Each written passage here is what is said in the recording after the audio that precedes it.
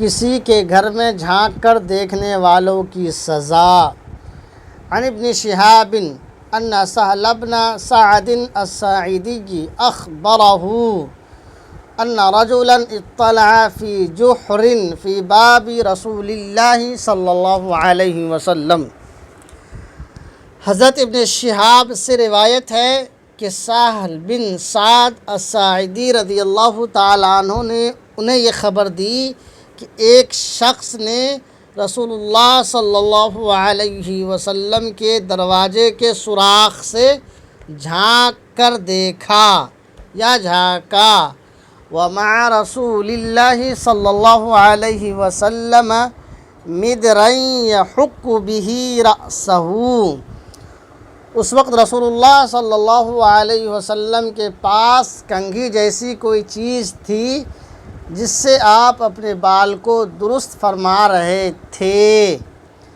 فَلَمَّا رَآهُ رسول اللہ صلی اللہ علیہ وسلم، جب رسول اللہ صلی اللہ علیہ وسلم نے اس شخص کو دیکھا، قال، آپ نے فرمایا، لو اعلم انک تنتظرنی لطعنت به فی عینک۔ نبی کریم صلی اللہ علیہ وسلم نے فرمایا، اگر میں جانتا کہ تو مجھے دیکھ رہا ہے تو میں اس سے تیری آنکھ پھوڑ دیتا، تیری آنکھ کونچ دیتا۔ وقال رسول اللہ صلی اللہ علیہ وسلم انما جعل الاذن من اجل البصر۔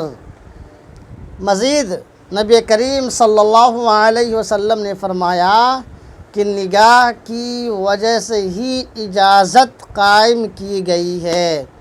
انما جعل الاذن من اجل البصر، کہ نگاہوں کی وجہ سے اذن کو قائم کیا گیا ہے۔ تو یہ معلوم ہوا کہ آپ کسی کے بھی گھر میں نہ جھانکیں۔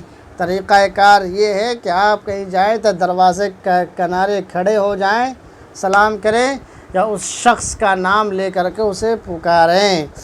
روایت دیکھیے، عن ابن شہاب ان سہل بن سعد الساعدی اخبرہ ان رجلا اطلع فی جحر فی باب رسول اللہ صلی اللہ علیہ وسلم ومع رسول اللہ صلی اللہ علیہ وسلم مدرا يحك به رأسه فلما رآه رسول اللہ صلی اللہ علیہ وسلم قال لو اعلم انك تنتظرني لطعنت به في عينك۔ وقال رسول اللہ صلی اللہ علیہ وسلم انما جعل الاذن من اجل البصر۔ حضرت سہل بن سعد رضی اللہ تعالیٰ عنہ سے روایت ہے کہ ایک شخص نے رسول اللہ صلی اللہ علیہ وسلم کے دروازے سے جھانک کر دیکھا۔ اس وقت رسول اللہ صلی اللہ علیہ وسلم کے ہاتھ میں کنگھی جیسی کوئی چیز تھی جس سے آپ اپنے بال کو درست فرما رہے تھے۔